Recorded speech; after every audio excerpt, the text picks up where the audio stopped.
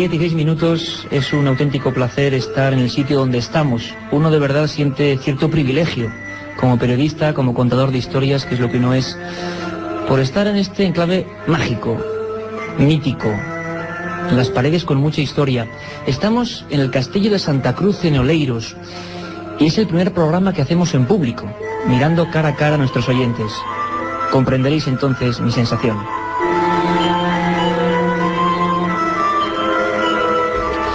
Una sala, está cayendo ya la penumbra, cosa que nos hace sentirnos casi como en casa, como en el estudio 1 de la cadena SER. Estamos en un castillo que, como decíamos antes, los responsables nos contaban su historia. Es apasionante. Aquí vino el pirata, el célebre Drake. Hubo muertes, hubo naufragios, cuentan que hay tesoros, hasta barcos vikingos, en el fondo del mar que casi vemos por la ventana. Y estamos aquí porque los compañeros de Radio Coruña, en una magnífica labor, han permitido que la SER, plante aquí con firmeza sus convicciones e intente explorar algo que es muy difícil. La Galicia misteriosa, o misterios de Galicia, cómo resumirlos en el tiempo que nos queda. Hemos tenido que elegir, y lo hemos hecho porque muchos oyentes, a lo largo de meses, nos habéis contado que os interesa mucho la Santa Compaña, o qué pasó con el tema OVNI en Galicia prácticamente hace apenas 5 años. Nos preguntabais por muchas cosas y muchas se quedarán fuera. Pero lo que vamos a procurar es hacer radio. Radio en vivo. Radio en plena noche. Radio en este castillo lleno de historia y de sentimientos. Y ante todos los agradecimientos, el mejor equipo, Carlos Barroso, buenas noches. Buenas noches. Carmen Porter, buenas noches. Buenas noches, Iker. Katia Rocha, buenas noches, compañera. Y los compañeros Pedro Espinosa y Pablo Míguez, ayudados en todo este montaje maravilloso por Eduardo Cofoner. Y tengo delante de mí un montón de rostros, ¿no? Absolutamente expectantes, en el fondo ya cubiertos por la oscuridad, y yo creo que poco a poco vamos a ir entrando en comunión. Encima de la mesa, encima de este lugar que, repito, la SER ha montado magníficamente, los emblemas, cadenaser.com detrás, nuestro escudo.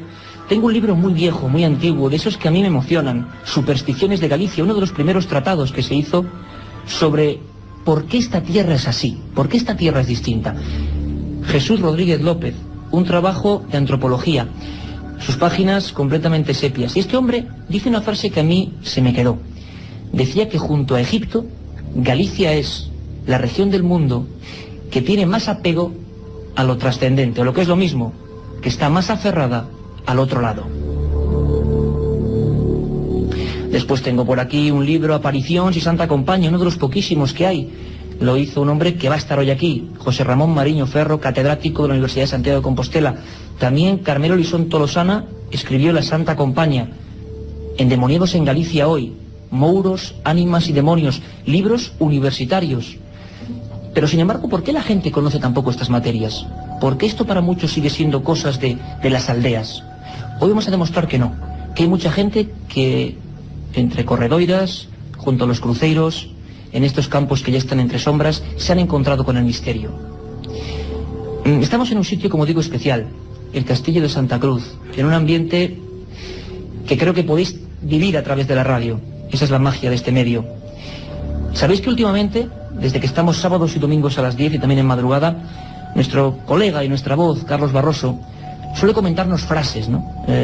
Retazos de tiempo, que expresan perfectamente el lugar y el momento de emoción en que nos encontramos.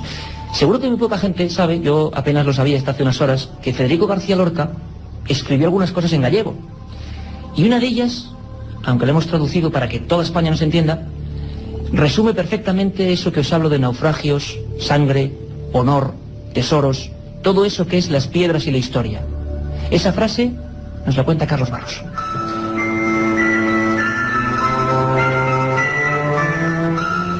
Hay cosas encerradas dentro de los muros que si salieran de pronto a la calle y gritaran, llenarían el mundo.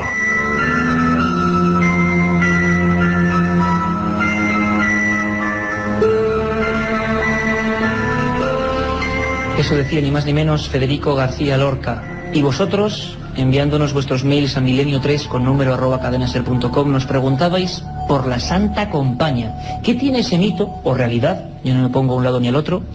Lo que sé es que gente la ha visto, y lo dice desde hace siglos, no ahora. ¿Qué tiene la Santa Compaña para que enganche a todo el mundo? Y no solo a los gallegos, sino a personas de cualquier región de España e incluso de Latinoamérica, que nos escriben mucho.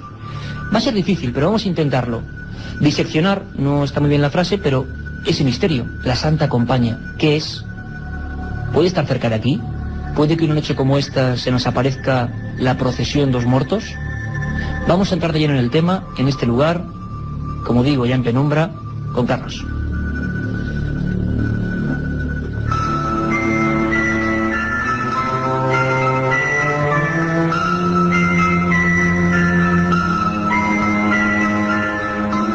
Puede que esta noche, en algún apartado camino, alguien vuelva a verla con sus propios ojos.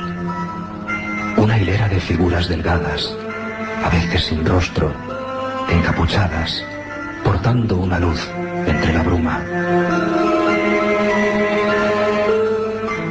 La leyenda, el mito y los miedos populares la describen así, pero también cientos de testigos fiables aseguran haberse topado con la Santa Compaña.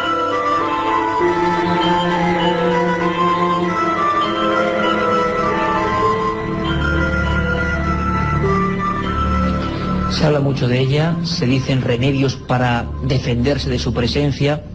Tengo que seros muy sincero, a mí una de las entrevistas que más me ha impresionado ha sido con uno de los primeros traductores de ruso y persona importante en el mundo de la empresa española, que me confesó que él no cree en nada de estas cosas. Siempre pasa lo mismo, nunca creen nada de estas cosas, luego rascas un poco y les ha ocurrido algo que les ha marcado. Él vio, y no muy lejos de aquí, en una especie de pazo que él tenía en la época estival, estaba a punto de comerse una manzana, estaba completamente solo. Es una persona, como digo, de talante absolutamente escéptico, y repentinamente vio lo siguiente: una hilera de figuras, como ha descrito nuestro compañero, sin rostro, que pasaban delante de él, que las pudo ver durante más de 5 minutos, y 5 minutos en esa circunstancia es mucho tiempo, que producían cierta luminosidad y que llevaban una especie de candil. Muchos ese candil, en otras regiones de España incluso le llaman candil de las ánimas. Vamos a entrar en materia, y creo que hay una persona, Javier Ackerman, que fue director del Centro de Estudios Psicobiofísicos de Vigo, que nos describía perfectamente, porque es difícil hacerlo con esta precisión, lo que es la Santa Compaña y sobre todo, ¿qué ve la gente? ¿Qué está viendo la gente? Pero la gente del siglo XXI, de este siglo XXI lleno de Internet, de trenes AVE, de satélites. Hay gente todavía en algunos rincones que igual no nos están escuchando, que igual ahora están aquí entre nosotros, que se han encontrado con eso, que no saben lo que es, que les ha dado miedo o que incluso ha provocado un presagio de muerte. Dicen que la Santa Compaña tiene la facultad de anunciar cosas que están por venir. Otros dicen que son simplemente las almas en pena en un estado intermedio, ni en la vida ni en la muerte. Javier Ackerman nos describe con todo lujo de detalles, pero a la vez preciso, qué ocurre con la Santa Compaña. En general son una comitiva, hay unas luces, no suelen ser de más de 10, 12 personas, hay una especie de luces difusas, hay quien habla de candiles, hay quien dice que ven velas, pero aquí yo creo que influye más el aspecto autosugestivo o, repito, la idea preconcebida que llevaba el sujeto respecto a lo que es la Santa Compaña. Comitiva, luces, no se les suele ver el rostro, hablan de encapuchados, hay quien habla de una especie de silueta difusa, difuminada, como una neblina, deletéreas, imágenes realmente que se saben que es una figura, una silueta, pero no se puede identificar una forma, ni siquiera un rasgo o un rostro. Casi todas van en silencio, suelen, antes que nada, antes de que aparezca la manifestación física, hay una manifestación a veces olorosa, hay una especie de olor fuerte, hay a veces una manifestación que parece que la pueden percibir ciertos animales, pues antes de que aparezcan, los perros se ponen a aullar, los animales, si es en el medio rural, en el establo, las vacas, los caballos, se agitan, se ponen nerviosos y después suele aparecer la Santa Compaña. Lo que sí es cierto es que hay una manifestación que yo me atrevo a decir que es real. Un montón de síntomas. Tengo a mi izquierda, en la mesa, a José Lesta, que también tuvo un giro en su vida, ¿no? Él iba para estudiante aplicado de ciencias físicas, se convirtió en la investigación, ha recorrido miles de kilómetros de esta maravillosa y eterna Galicia. Sale en apenas días un libro magnífico, El enigma nazi, en el archivo del misterio de Treledad. José Lesta, compañero, Buenas noches. Buenas noches, Iker, y un placer y un honor estar aquí en tu programa número 100. El placer es nuestro, exactamente, en el programa número 100. Detalle que yo creo que no es casual, ¿no? Justamente hoy aquí hacíamos los números, programa número 100. Ojalá sea para bien de todos. José, tú que has investigado y que vamos a hablar luego del tema OVNI, que también interesa mucho a la gente. Perros que ladran, animales que se inquietan, olores misteriosos. No estamos hablando de algo que se parece mucho a lo que otros testigos ven junto a luces y que no es la Santa Compañía. ¿No parece los preámbulos de un fenómeno que se repite en otros contextos? Efectivamente. Fíjate que es curioso. Nosotros los casos que hemos investigado de Santa Compañía nos los hemos encontrado precisamente investigando temas OVNI. Es decir, buscando testigos OVNI, nos contaban los propios testigos que habían sido pues testigos del largo peregrinar, ¿no? Del nefasto peregrinar, porque como tú bien decías, a veces anuncian o bien son sucesos premonitorios de la muerte de alguna persona, fundamentalmente de la familia del testigo que lo... Suele ocurrir, José, eso, es decir, y luego vamos a escuchar casos, dicen que la Santa Compañía, esa hilera, esa procesión, los números de miembros varían, pero que se para delante de una, por ejemplo, de una casa aislada, típica de Galicia, ¿no? Todos la conocéis, todos me asienten, y luego de repente, la mujer o el hombre que vive ahí muere. Suele ocurrir, ¿no? Suele ser bastante habitual dentro de este tipo de casos. De todas formas, es cierto que se dan en parajes muy solitarios, ¿no? La niebla gallega, por supuesto, desde hace siglos fomenta todo esto, ¿no? Después podemos también hablar, por ejemplo, de lo que tú estabas comentando. Efectivamente, si este fenómeno, que para mí no hay duda y es absolutamente cierto, pero sí tiene un origen que quizás no es del tipo que la gente se imagina, es decir, no son almas en pena, ni son fantasmas, ni son apariciones de muertos, ¿no? Si hay algo más detrás de todo esto, y quizás incluso relacionado, como tú decías, con apariciones marianas. Es curioso, ¿no? El tema de los olores aparece tanto en Fátima como en Lourdes, incluso también en apariciones fantasmales, pero es que también lo tenemos dentro del contexto OVNI. Entonces, si abres un poco la mente, ¿no? Quizás te puedas llegar a preguntar, ¿está todo esto relacionado con esas extrañas luces que llevamos siglos, quizás milenios, ¿no? El ser humano viéndolas en el cielo, y que quizás aquí en Galicia pues se manifiestan de esa manera, ¿no? En esas oscuras corredoras. Pues podría ser. Nosotros pensamos un poco por ahí, ¿no? En ese sentido. Ahora, si me permitís, además, mientras escucho a José Lesta, veo como mucha gente asiente. Habrá gente que piense de una forma, otros de otra, más aferrados a la tradición, más aferrados a la versión más moderna de estos fenómenos. Me gustaría escuchar precisamente al hombre cuyo libro tengo entre las manos. Un trabajo, de verdad, de 20 años de investigación, se dice pronto, doctor y catedrático en Madrid y Santiago de Compostela, José Ramón Mariño Ferro.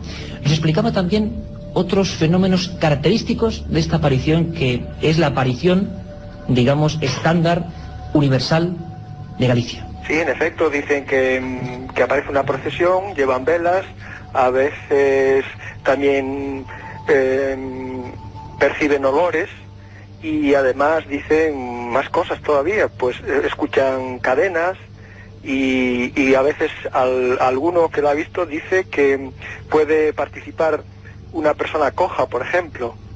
O sea que son muchas las cosas que se dicen. José Ramón Mariño Ferro encontró testimonios curiosísimos, yo creo que es un detalle importante, en Bolivia. En Bolivia, tan lejos de Galicia, se empezó a dar cuenta que los indios de esas regiones, de las más opacas, con una vegetación muy parecida a la de Galicia, veían exactamente lo mismo, con los mismos comportamientos, y que incluso ellos decían que cuando esa compañía se te aparecía, podía ocurrir lo que llamaban vampirismo. ¿Y cómo explicaban el vampirismo? Pues decían que si, por ejemplo, cualquiera de nosotros esta noche tiene la desgracia, o la fortuna, uno no sabe, de encontrarse ese fenómeno extraño, iba a ser condenado de alguna forma, en un estado de inconsciencia, a salir cada noche vagando por los bosques. Y es lo mismo que ocurre en Galicia, o en la tradición, o lo que nos dice la leyenda. José Ramón incluso nos cuenta todavía más características de este increíble trabajo que le llevó 20 años de su vida. La creencia es así, efectivamente. Bueno, aquí tenemos que explicar varias cosas. En primer lugar, las creencias sobre aparecidos son o existen en todas las culturas, pero la creencia en la Santa Compañía, desde luego, tiene mucho que ver con el catolicismo tradicional. En realidad, la creencia de la Santa Compañía, todos los elementos que aparecen en la Santa Compañía tienen que ver con el simbolismo propio del catolicismo tradicional. En realidad, la Santa Compañía no es más que el purgatorio, tal como lo entendía el catolicismo medieval, porque para el catolicismo medieval hay que hay que señalar primero que el purgatorio se inventa, digamos, en el siglo XII. Posiblemente no había antes historias de Santa Compaña, porque la Santa Compaña tiene mucho que ver con el purgatorio. Y tiene que ver porque ya desde que se inventa el purgatorio, se concibe de dos maneras. Una es como lo piensa la mayoría de la gente que tiene cultura religiosa en nuestro país, o sea, es un lugar parecido al infierno donde las almas sufren en el fuego, y al mismo tiempo se cree que el purgatorio se hace en este mundo, y el purgatorio lo conciben como una penitencia, una purificación, y la purificación por excelencia en la cultura tradicional de Occidente, en la religiosidad católica, es la peregrinación. Por eso a la Santa Compaña en algunas zonas de Galicia le llaman la peregrina. La peregrina, lo decía José Ramón Mariño Ferro, doctor en antropología en la Universidad de Santiago de Madrid, repetimos, todo una autoridad en la materia, y es cierto, la peregrina y otros muchos nombres. Es curioso que este fenómeno, no sabemos si por el poder de la emigración, si por el poder del propio fenómeno que está ahí, que la gente se encuentra esas cosas pese a que impesen en los bosques, se ha trasladado en diferentes aspectos y marcos, por ejemplo, de la península. Carmen Porter, buenas noches otra vez. Bueno, es tremendo hablar de este tema. Yo estaba escuchando ahora a José Ramón Mariño Ferro y estaba mirando por esa ventana, como con barrotes, estaba viendo los árboles centenarios. Hay un pino centenario aquí en el castillo de Oleiros. Y de verdad, viendo ahí un poco la bruma, digo, caramba, espero que esta noche vayamos a casa más deprisa de lo normal. Carmen, otras santas compañías, otros lugares, otros nombres, cuéntanos un poco. Nos vamos hasta Asturias. Allí la procesión de los muertos es conocida como la Huestía o la Buena Gente. En este caso son un grupo de seres espectrales vestidos con túnicas y que portan en sus manos hachas de cera o huesos humanos. Se les suele ver abandonando el atrio de la iglesia mientras entonan un rezo. El primero de la fila lleva una campana de la que surge una fúnebre musiquilla. El objetivo de estas fantasmagóricas figuras es llegar a la casa de un enfermo. Una vez allí rodean 3 veces la vivienda en completo silencio y al terminar comienzan a llorar. Apagan las velas, el enfermo muere y pasa a estar en las filas de la Huestía. ¿Más lugares, Carmen? Nos vamos a León. En esta zona la procesión de muertos se la conoce como la pantalla. Es muy parecida a la Santa Compaña, pero en este caso la encabeza un niño blanco, vestido con ropajes antiguos y que porta entre sus manos una tibia humana encendida. En el norte de Extremadura y sur de Salamanca se conoce como cortejo de gente de muerte. Cuenta la tradición que 2 jinetes, vestidos de blanco que no tienen rostro, cabalgan por los montes extremeños sobre un caballo igualmente fantasmal. Siembran el pánico entre la gente que, encerrada en su casa, los ve cruzar al galope. Y por último, Zamora, donde es conocida como la Estadea. En este caso, la tradición dice que normalmente es una mujer que vaga por los caminos o cerca de los cementerios. No tiene rostro y huele a la humedad de los sepulcros.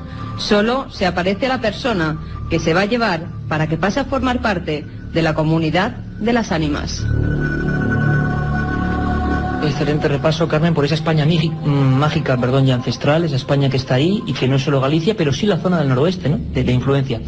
Miguel Pedrero es otro buen amigo investigador que colabora también con Rado Galega en el programa Milenio, un programa hermano, y que, bueno, siempre ha estado ahí, siempre ha estado, bueno, pues dispuesto a contar y a cantarnos las cosas que pasan en esta tierra. Está preparando un libro que también pronto saldrá, apasionante, os lo aseguro, contactados en el mismo archivo del misterio de José Lesta. Miguel, tú has investigado casos que para ti pueden tener que ver con los ovnis. Me acuerdo de una fecha y de una aldeíta, que igual muchos conocéis, Paralaseca, y te encuentras con un hombre de campo, con esa cultura que puede ser mucho más importante a veces que la de los libros, y que te afirma que delante de él había 2 seres luminosos, pegados en sí. Parecía una Santa Compaña también, pero lo tomasteis como tema ovni. ¿Por qué? ¿Por qué esas diferencias? Estamos hablando de lo mismo. Bueno, en todos estos casos quizás la clave sea la interpretación, ¿no? Existe un fenómeno, desde luego los testigos no mienten, ahí hay un fenómeno y otra cuestión es la interpretación. Y Miguel, perdóname, ¿y hay miedo? ¿Todavía en el siglo XXI tú te has encontrado, sea en este tipo de casos de apariciones, que crean que sea una cosa u otra, miedo en estos años en la gente? Sí, bueno, este caso que comentabas tú ahora mismo, pues recuerdo que cuando llegamos allí para entrevistar a este hombre, pues no se atrevió a llevarnos al sitio donde habían ocurrido estos hechos, ¿no? Todavía tenía miedo y es más, no quería ni pasar por allí, ¿no? Y el hombre estaba en una situación, una situación psíquica problemática, ¿no? Es decir, no dormía, no comía y no se explicaba qué es lo que había visto. En definitiva, lo que vio mientras estaba cuidando el rebaño, recuerdo que, bueno, él escuchó a los perros ladrar, se giró y allí pues vio lo que tú mismo decías antes, ¿no? Lo que él nos describía como dos seres pegados por el hombro, que cambiaban de color y que encima de sus cabezas tenían un gorro que él nos decía, un gorro como de los de obispo, ¿no?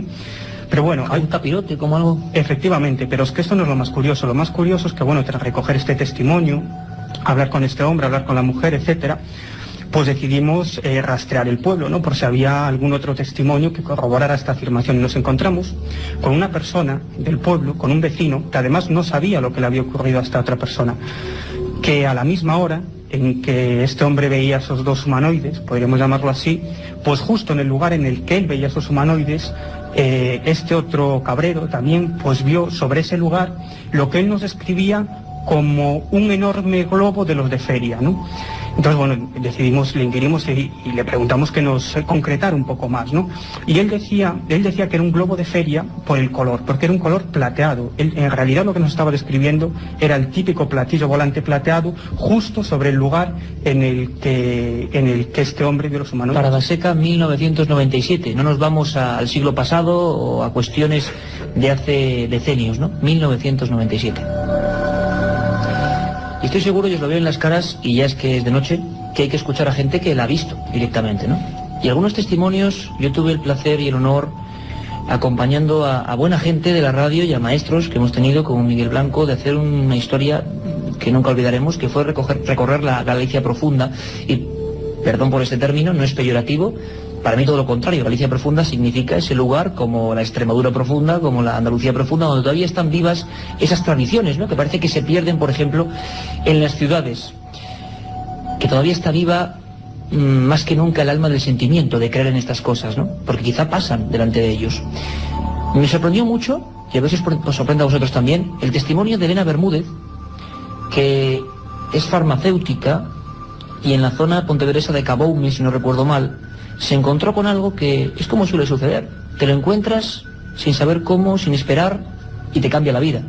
Porque os aseguro, y he entrevistado a miles de personas, ¿no?, en estos años ya de peregrinaje, nunca mejor dicho, tras el misterio, que la gente que de verdad lo ve, esta gente de verdad nunca saldrá haciendo el payaso en televisión, y esta gente lo guarda como un duro secreto que es difícil arrancar.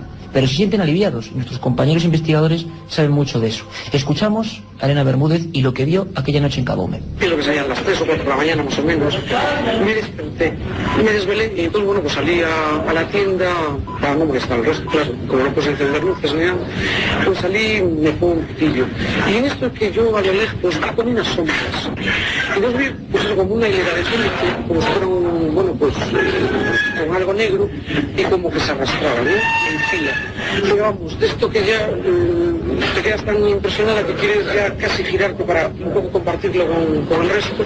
Y bueno, ya cuando entras y sales, aquello se esfumó, ¿no? Yo las vi más o menos una determinada altura, o sea, como con túnicas negras o algo, y como arrastrándose. Es que tampoco había una distancia, yo calculo que serían unos 50 metros.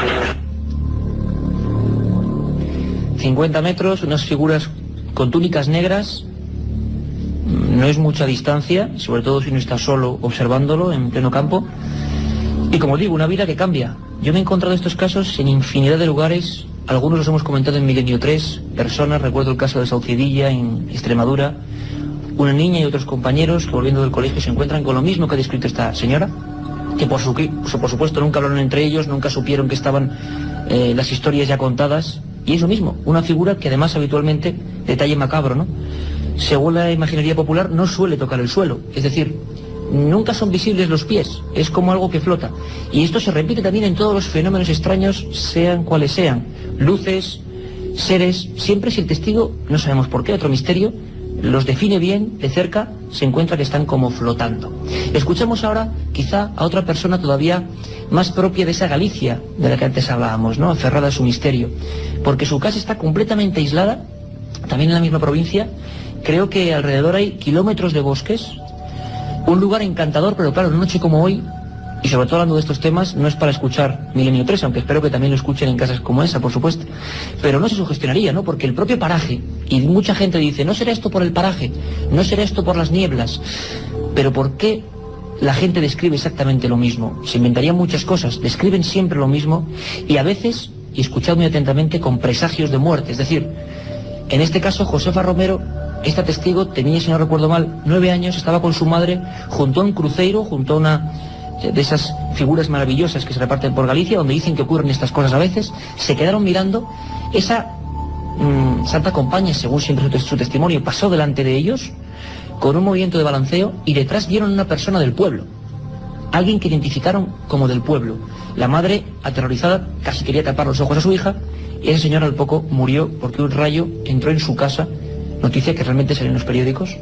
Escuchamos, sin más preámbulos, a Josefa Romero. Oímos ruidos de pasos, de gente que venía, pero bastante gente.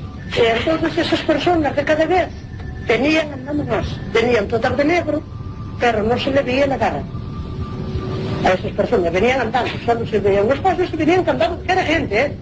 Atrás de esas personas venía una señora, que era de aquí de cerca, que yo la conocía. Y mi madre también, pero mi madre no logró verla. Mi madre estaba asustada, pero muchísimo. Pasó aquella señora, pasó aquello. Yo le dije, mira, que esa persona. Y mi madre, ¿pero cómo iba a ser? Y yo, sí, que yo la conocí por la forma de andar, por la ropa que llevaba vestida.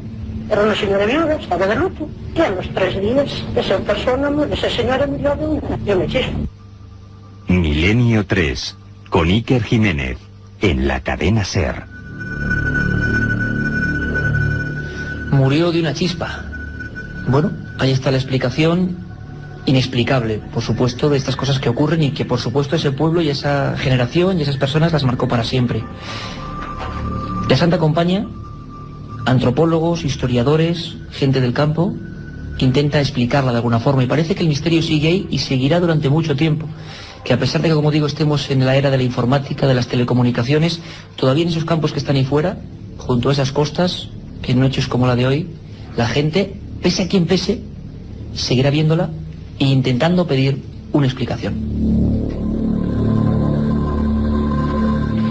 Y si hay un misterio que luego, por supuesto, quizá haya que dar un poco de envidia al resto de España, y se me entienda bien, queremos establecer un diálogo abierto con todos los amigos, esta sala llena de compañeros que han venido aquí a este castillo, y preguntarnos un montón de cosas, pero es que tenemos que complacer a tanta y tanta gente que nos preguntaba otra cuestión, casi tanto como la Santa Compaña, es ¿por qué ha habido una oleada entre comillas, se dice que es cuando los avistamientos de cosas raras se concentran en un espacio de tiempo pequeño, en Galicia? Ocurrió del 95 al 97 y quizá que haya testigos.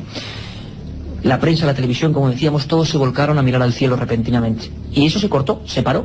De repente ya no había más ovnis, objetos extraños, apariciones.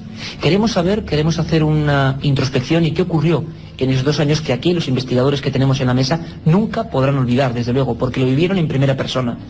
Sin embargo, el tema de los ovnis en Galicia no es nada nuevo. Es más, los archivos secretos durante 25 años del Ejército del Aire español guardaban con celo algunos casos ocurridos en esta tierra, en Galicia. Uno de los más llamativos, porque en la explicación se decía que podía ser un ovni, que realmente el testigo podía no estar equivocado, que estaba en lo cierto, y ya veréis lo que describió el informe, ocurrió en la población lucense de Becerreá, si no me equivoco, en 1969, una época donde todavía tampoco la gente inventaba tantas cosas y no quería salir a la palestra. Estuvo 25 largos años en los departamentos del Mando Operativo Aéreo de Torrejón de Ardoz en Madrid, con un sello que pone confidencial. ¿Por qué? ¿Por qué no se puede contar esto? Vamos a levantar en parte ese secreto y a recordar de esta forma el texto exacto de cómo empezaba ese informe, de este caso que emprendió, digamos, o inició la historia clásica de los ovnis en Galicia.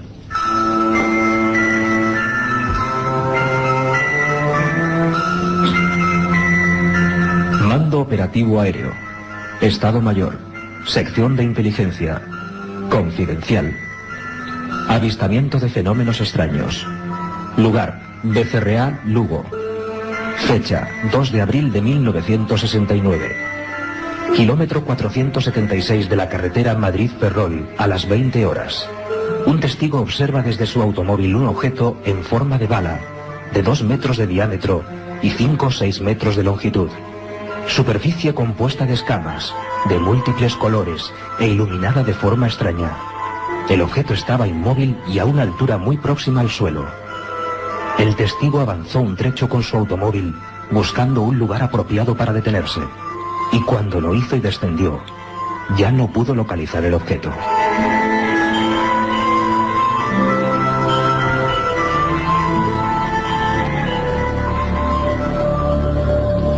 Eso no lo escribió ningún autor de ciencia ficción o de libritos para jóvenes. No, lo escribió el Ejército del Aire y es uno de los pocos casos en el que en la explicación se dice que bien, que pudo ser. ¿Y entonces qué era eso? ¿Qué objeto era ese casi posado en el suelo con ese aspecto tan absurdo? A veces dicen algunos que lo más absurdo quizás es el marchamo de lo real, ¿no? Yo cuando estaba escuchando a nuestro compañero Carlos Barroso interpretar esa lectura con el informe, que por cierto creo que lo tenemos por aquí, tenemos un montón de papeles. El informe luego, bueno, para cualquier persona que quiera echarle un ojo, o el inicio del informe, de esos que dejaron de ser secretos hace un tiempo y que estuvieron un cuarto de siglo ni más ni menos encajonados. Yo escuchaba muy cerquita, o veía muy cerquita de Carlos Barroso, a un gran amigo y a un gran investigador, hay que decirlo así. Él yo creo que es la persona que, bueno, no sé con cuánta gente habrá hablado en Galicia, entrevistándoles por el puro afán de saber, ni siquiera a veces de transmitirlo, porque Marcelino Requejo es de esa gente que se siente impulsada por una fuerza de verdad mayor, ¿no? Y nosotros lo comprendemos muy bien. Marcelino, buenas noches, y cómo te suena esta historia de Becerreá, ¿verdad? Buenas noches, me suena muchísimo, sí. Es una de las que el ejército, digamos, dio el veredicto de que podía ser real lo que veía ese testigo. Aquí como en los otros, pero en los otros expedientes metieron la pata en todos, pero en este la metieron hasta la garganta. ¿Por qué? Cuéntanos. Porque les venía colado un gol desde 1969 y no supieron o no lo advirtieron ese gol que les venía metido. Y entonces dieron paso al expediente, lo sacan a la luz pública cuando realmente es el expediente que tenían que haberse guardado en el cajón y no haber sacado nunca.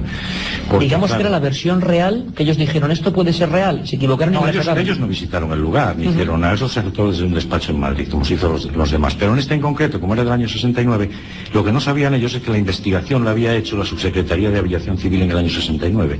Y entonces metieron la pata. Les venía modificada la fecha en la propia carta del testigo, que pone 5 de abril del 69, y en el año 69 el entonces general subsecretario de Aviación Civil, Pombo Somoza, que era de Sarria, Lugo, quiso visitar el lugar. Se interesó por el tema. La prensa lo demuestra, claro, que vino aquí, pero claro, la carta había que pasarla después al Estado Mayor del Aire, que era donde iba dirigida.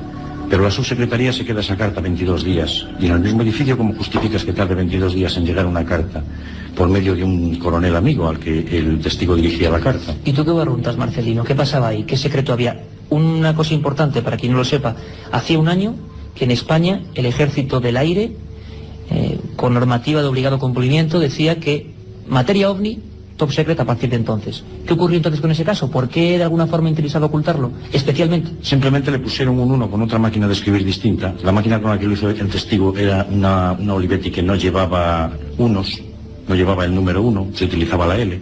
Y entonces ellos van y con una máquina distinta, la propia subsecretaría le pone un 1 delante para que diga día 15 de abril. Para cambiar los datos, vamos. Evidentemente para que cuando al día 17 la remiten al Estado Mayor del Aire y cuando la reciben pues todo es correcto. Pero entre el día 5 o 6 que el testigo lleva la carta en mano a su amigo teniente coronel, hasta el día 17 que se le da salida, hubo una investigación del del general Pombo Somoza en el lugar de los hechos. ¿Y qué se sacó a colación de esa investigación secreta, Marcelino?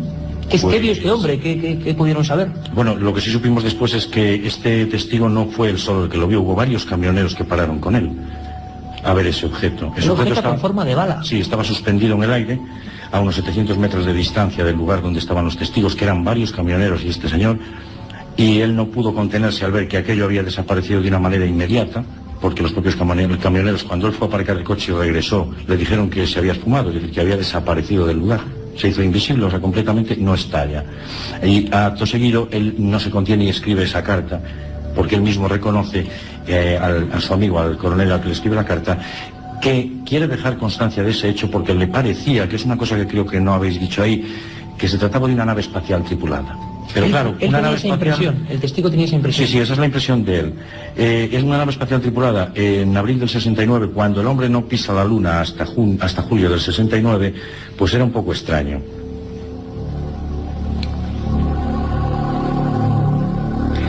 Y esto solo es el principio.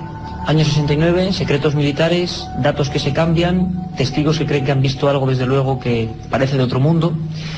Pero el gran boom, lo que hizo nuestros compañeros que comparten aquí mesa, junto a Carmen Porter, este que os habla, y a Carlos en su atril, y a los compañeros técnicos y a Katia, por supuesto, lo que hizo desatar todas las alarmas fue de repente año 95, finales, hacia noviembre, en As Gándaras, departamento o instalación militar, las cámaras logran filmar durante varios minutos un objeto triangular, las fotos son espectaculares, y bueno, sería difícil establecer el inicio de la gran oleada gallega, pero ahí empiezan a ocurrir cosas.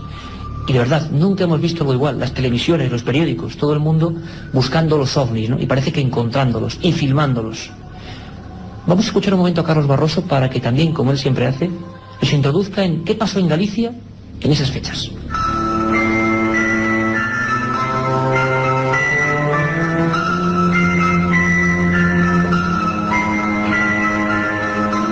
Unas luces en el cielo, extraños objetos que dejan huellas en el terreno, humanoides de formas grotescas cruzándose en mitad de la oscuridad.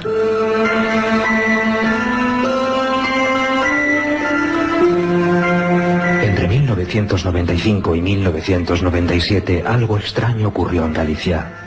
La prensa y la sociedad hablaron de gran oleada ovni, de miedo psicosocial, de 200 casos que nadie ha sido capaz de resolver.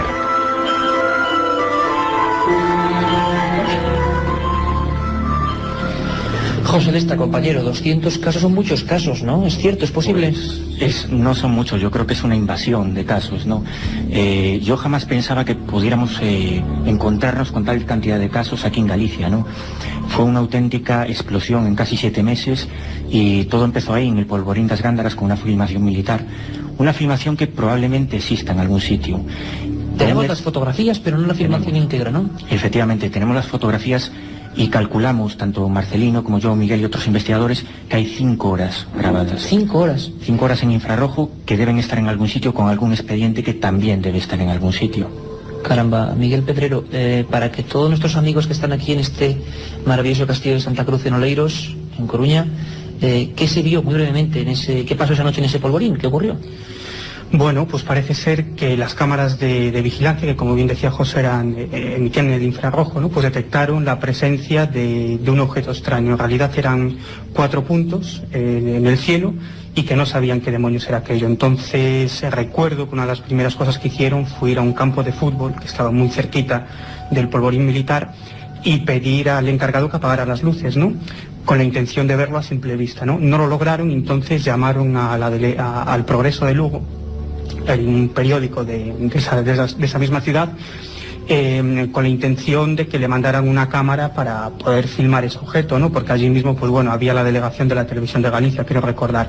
Bueno, el caso es que no había cámara y finalmente llegaron dos periodistas, más concretamente 2 fotógrafos del Progreso de Lugo, a los que se le permitió acceder al interior del polvorín y que nos comentaron cosas muy interesantes, como que el máximo mando del polvorín, con el que tuvimos la oportunidad de hablar y entrevistarlo, llegó a tal extremo de nerviosismo que mandó a sus soldados que se prepararan para entrar en combate, ¿no? Es decir, lo que se estaba viendo era un objeto en los cielos físico, y lo más interesante, a intervalos como de 30 o 45 minutos aparecían por el firmamento otra serie de objetos circulares que se introducían en ese objeto romboidal que aparecía estático, y cada vez que esos ovnis circulares se introducían en este gran objeto, parecía que se encendía y se apagaba, ¿no? Es decir, así estuvieron toda la noche hasta que amaneció. Incluso esa misma noche pudimos recoger testimonios de personas que escucharon claramente el ruido de cazas militares persiguiendo estos objetos. Yo no sé si, claro, tampoco vemos el fondo de la sala y sé que la pregunta es muy, muy dura, pero algunos de vosotros, de ustedes, en alguna ocasión, y quizá en aquella época, me gustaría, solo por hacerme un cálculo o levantar la mano, ¿alguien vio cosas extrañas en el cielo? ¿Fue testigo de alguno de estos casos? ¿O yendo de viaje, yendo en los coches, llegó a ver algo que nunca pudo explicar? ¿O no? ¿O hay miedo de momento a decantarse? Bueno, parece que de momento hay cierta frialdad, o que no hay testigos casi ovni, que también sería en esta zona una cosa que rompería, digamos, la estadística del resto de la región. Javier Sierra, bueno, tenemos en Madrid a 2 compañeros en la técnica, Antonio Bravo, y en la producción a Margie Martín, que están trabajando para que, por ejemplo, ahora, escuchemos, demos la vuelta a España y vayamos hasta Cádiz. Ahí está pues un buen amigo de este equipo, miembro de este equipo. Don Javier Sierra, compañero, buenas noches. Hola, buenas noches. Uy, ¿cómo se oye eso? Vamos a ver si podemos, a ver si nuestro mago del sonido Pedro Espinosa y Pablo Miguel pueden hacer algo. Javier. Sí, hola, buenas noches. Bueno, como no te queremos quitar mucho tiempo, que a nivel social, que es lo importante y que tú analizaste y que seguiste muy atentamente, ¿qué ocurrió en Galicia, Javier? ¿Es normal? ¿Ha ocurrido otras veces? ¿Fue algo excepcional, irrepetible? Bueno, ha ocurrido otras veces que en España se han vivido oleadas intensas de observaciones OVNI, pero la de Galicia fue la última y además sociológicamente se encadenó con el fin de una polémica mundial sobre el tema de los ovnis que desató la famosa autopsia de los extraterrestres o supuestos extraterrestres de Roswell. Estamos hablando de algo que ocurre o se da a conocer en el verano del 95 y muy poco tiempo después comienzan a aparecer en la prensa gallega noticias sobre diversos avistamientos ovni en esa zona, ¿no?, donde vosotros os encontráis. Así que lo que ocurrió, yo creo, fue que a los gallegos les pilló ya en caliente la llegada de los ovnis, ¿no? Había una predisposición lógica. Tenemos algún problemilla, se hace un poco molesto. Está Javier Sierra en Cádiz con otro equipo de amigos periodistas y se oye un poquito, pero bueno, quedaba muy claro que parece que Marcelino Requejo, según Javier, había no cierta predisposición, pero que sí el eco mundial de aquella historia tan rara que un día comentaremos de la autopsia de Roswell también pudo afectar. Tú te encontraste incluso casos donde ya la gente no veía luces, y vemos ahora mismo, por ejemplo, estoy convencido plenamente, y luego estoy seguro que en el debate surgirán gente que ha visto cosas, y ahí es el miedo, y no me extraña, porque el tratamiento lógico que se da en algunos programas, en la tele, por ejemplo, de estos temas, hace que la gente se retraiga. Fue la primera vez en España que la televisión colaboraba activamente con las investigaciones, tú lo viviste, es decir, programas de televisión donde se veían los ovnis, donde se anunciaban, donde se provocaban. Tú lo viviste en primera persona, ¿no? No, sí, es cierto, pero desde el mismo momento en que la prensa o la televisión comienza a tomar lo que está sucediendo en Galicia de forma jocosa, automáticamente la reacción social, me refiero a los testigos, es de rebote. Hacia abajo la información, silencio. Tienes que, los testimonios por medio de un amigo, de tal, ya no quieren prensa, ya no quieren televisión, no quieren protagonismo, porque lo que no quieren es que se chotee nadie de lo que ellos han visto. Claro, que ocurre muchas veces, desgraciadamente, que la televisión, no sabemos por qué, cambia el tercio y de pura información empieza a hablar o a confundir esos testigos con personajes completamente grotescos. Como grotescos eran los seres, hablamos de seres que parecían humanoides, antropomorfos, con forma humana, que acompañaban algunas de estas supuestas luces, artefactos, naves, casos absurdos que motivaron investigaciones, a nivel de la Guardia Civil, incluso aquí en Galicia, con expedientes muy concretos. Hay algunos casos sensacionales, que de verdad son dignos de película de terror. Yo me remito, por ejemplo, a uno en el que la fotografía del caso serían unas huellas que tú sacaste, fuiste allí haciendo moldes, hay historias de pisadas extrañas en lugares donde aparecían ovnis la noche anterior, por ejemplo, si no recuerdo mal, en Trimo, Friol. Cuéntanos un poco estos casos, Marcelino. Los dos casos son muy interesantes, pero el caso que nos pilló muchísimo más cerca, a mí en concreto a 10 kilómetros, fue el de Ferrerías en Friol, en Lugo. Fue el aterrizaje, y lo digo claramente, es decir, a nadie le extraña lo que sucedió porque lo hemos investigado muy a fondo, las pruebas no dejan lugar a dudas. Intervinieron los aviones de combate durante 6 días seguidos, los humanoides salieron al suelo y no volvieron a la nave. Y eso, bueno, ¿qué ocurrió, Marcelino? Hay una serie de documentación que si alguien la quiere ver, pero que no se va a hacer pública, por supuesto, a nivel particular se le podría enseñar. Se acerca una esfera al suelo. ¿Esto es provincia de Lugo? Sí, porque un señor empieza a mover una linterna al ver que aquella esfera está saltando en el cielo, de un lado para otro, y él, no sé, en plan de broma, le empieza a hacer así con la linterna, y de repente la esfera baja en vertical hasta un monte cercano, situado a unos 2 kilómetros, y se viene hacia él a unos 4 o 5 metros sobre el suelo, sobre las copas de los árboles. O sea, que empezó a hacer tonterías y aquello bajó. Sí. Cuando ya la tenía cerca, ya vio que aquello era como una casa de 3 pisos y llevaba dentro a 5 individuos. 2 estaban tumbados, eran unos individuos enormes, y estaban tumbados 2 contra las paredes que parecían de cristal de aquel artefacto que a su vez giraba, y 3 de pie en el centro. Pero curiosamente, cuando se detiene a unos 20 metros, cuidado, estamos hablando 20 metros de la pared de la finca, y habría unos 57 donde se encontraba el testigo. Y se abre una compuerta de luz de varios colores hacia la finca y descienden 3 individuos pequeños con las manos uno puesta en la espalda del otro. Es un absurdo por completo. Totalmente, bajan, como dice él, como en un paracaídas por la rampa de luz, tocan el suelo, y en el momento que tocan el suelo y salen de la rampa de luz, empiezan a botar los tres a la vez y salen en dirección a un riachuelo que se pierde en la oscuridad de la luz que reflejaba la nave, porque eran las 12 de la noche, y se pierden. Entonces él se aterroriza, se mete en casa debajo de la cama y hasta la mañana siguiente no sale de allí. Cosa lógica, yo creo que vosotros veis lo mismo, ¿no? Si os ocurre eso de verdad.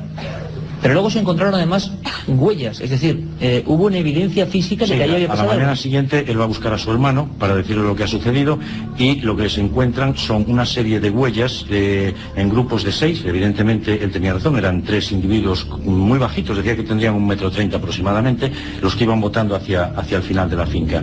Pero curiosamente esas huellas se pierden junto al riachuelo, y no se ve regreso de ellas, es decir, están muy bien definidas hacia el riachuelo, pero no hay regreso hacia atrás después, a no ser que lo hubiese por otro camino. Es curioso, o sea, como si aquello se hubiera perdido en algún lugar de aquellos bosques. Aquello se va, y lo que sí encontramos son unas zancadas de 1,50 m, ojo, comienzan donde estaba situada la esfera, o donde él dice que estaba situada la esfera, hacia el centro de la finca, zancadas de 1,50 m, de una huella que pisaba siempre con la puntera, excepto en el centro de la finca, donde debió de dejar de pisar de puntera, se quedó quieto, y al quedarse quieto es donde pudimos obtener las huellas de escayola auténticas, buenas, porque se cogía el pie entero. Y que fue una cosa absolutamente pionera. Sí, el pie entraba en aquellos momentos. El peso era enorme, porque según él aquellos individuos medirían unos 3 metros, pero el peso que denotaban las huellas y la separación entre ellas, 1,50 m, un humanoide de gran estatura, y penetraban unos 19 centímetros en el terreno. Hierba bastante dura, 19 centímetros penetraba la pisada en el terreno. Es curioso porque estos casos los investigó con informes de la Guardia Civil, y son lo mismo, por ejemplo, que se vio en Galdar, Gran Canaria, en 1976 con testigos militares. Hablábamos con el teniente general Dolce Espejo, el militar más importante de Canarias. Hablaba en nuestro programa diciendo que eso fue inexplicable, y hablaba de lo mismo, una esfera con unos seres dentro. El único caso a nivel militar en el que los seres salen dibujados en informes oficiales. O también en Gerona, en La Escala, 2 policías nacionales observaron prácticamente lo mismo. Testigos que nunca se han visto en la vida, que nunca van a coincidir. José Lesta, ¿hubo más casos de seres? ¿Hubo más casos de también presencia de algo físico en el terreno? Parece lógicamente un delirio el caso de Friol, pero ¿quién y por qué? ¿Y con qué beneficios se va a inventar una historia de ese tipo? El terror es absoluto en los testigos siempre, ¿no? Fíjate que incluso llegamos a pensar, era tan absurdo que llegamos a pensar que podría haber sido un fraude, ¿no? Es decir, que alguien incluso con crampones de alpinismo o de alguna manera mojando el terreno podía haber producido esas huellas, pero era absolutamente imposible. Eran huellas de 350 kilos de peso, 350 kilos. Y es que el absurdo aumentó, porque 2 meses más tarde en Entrimo, cerca de la frontera con Portugal, tenemos un caso absolutamente parecido en cuanto a las huellas. Las huellas son prácticamente similares. Como tres pezuñas, ¿no? Para que la gente no se entienda, como un gran ave o algo parecido, ¿no? Lo que la Edad Media confundirían, por ejemplo, con el demonio, ¿no? Con una aparición del diablo. Y era curioso porque en el caso de Entrimo sí había olor a azufre, había también presencia de humanoides, de seres altos y negros, vistos por niños, vistos por el propio alcalde del pueblo de Entrimo, ¿no? Era un caso bastante espectacular y que pues te plantea ya, porque te enfrentas al absurdo y te hace plantear cosas impensables. Ya no hablamos solo de ovnis, hablamos de aterrizajes, de huellas. ¿Cuál es su origen?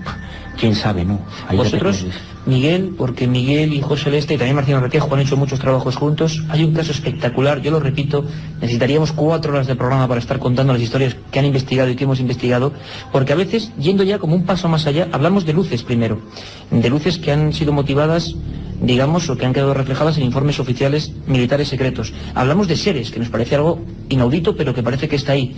Y ya hablamos incluso de objetos que se precipitaron contra algunos lugares. Es el célebre caso de Sierra de Otis, año 94, un poquito previo al resto de la gallega. No sé qué pasó con ese caso, qué ocurrió. Como siempre, muchas veces se da la noticia, portadas en Galicia de los periódicos, y a los 3 o 4 días, silencio. ¿Qué ocurrió con ese caso? Cuéntalo brevemente, Miguel.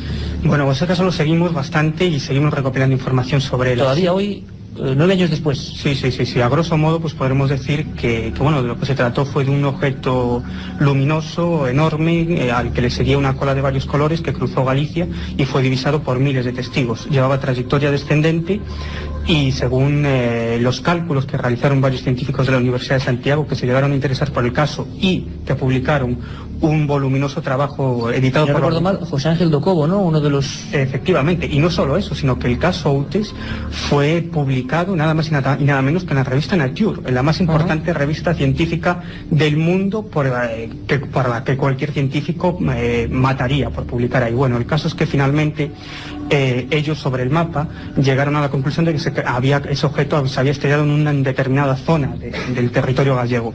Pero curiosamente a los 2 meses reciben una llamada de varios vecinos de una localidad llamada Cando de Arriba, perteneciente al ayuntamiento de Outes, que dicen que en esas mismas fechas pues escucharon un sonido extraño y pocos días después se encontraron con un enorme cráter, pero eso habría que verlo, es decir, de 29 metros de largo. Las fotografías impresionante, como un desastre. Impresionante, árboles lanzados totalmente arrancados a 100 metros del lugar donde se produjo el impacto, 29 metros de largo tenía el cráter y 13 de ancho.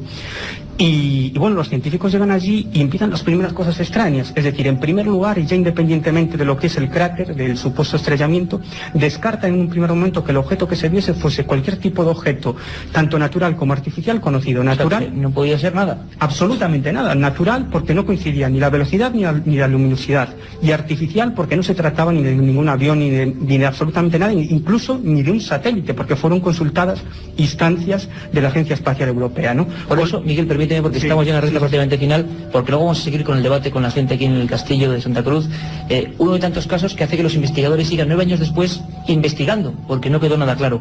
Yo os pediría a los tres, y que es imposible, dificilísimo, en un titular, como divulgadores que sois, Marcelino, empezamos por ti, muchas investigaciones, muchos casos, imposible resumirlo, ahora hablaremos con la gente, pero ¿qué es lo que se estaba viendo en Galicia? Pues desde mi punto de vista, una oleada de objetos volantes no identificados. ¿De procedencia? Extraterrestre, por supuesto. Lo demás es un cuento chino. José Lista. Pues yo creo que se vio una ventana al futuro, algo que no sabemos aún cuál es su origen y que probablemente tardemos muchos decenas o siglos en conocer su origen. Miguel Pedrero. Fenómeno extraño cuyo origen desconocemos. Yo creo que es un resumen más sintáctico imposible. Sabemos que daría para muchas semanas hablando solo de misterios gallegos, es una mera pincelada. Carmen, mañana tenemos además cosas de ovnis en la Unión Soviética, en Castellón acaba de haber una investigación oficial sobre este asunto. Estará nuestro corresponsal, también en Segorbe, extrañas luces, y viajaremos hasta Mallorca. ¿Os acordáis de los extraños ruidos que se oían en el mar? Nuevas noticias. Pues nuevas noticias sobre ello. Y ahora...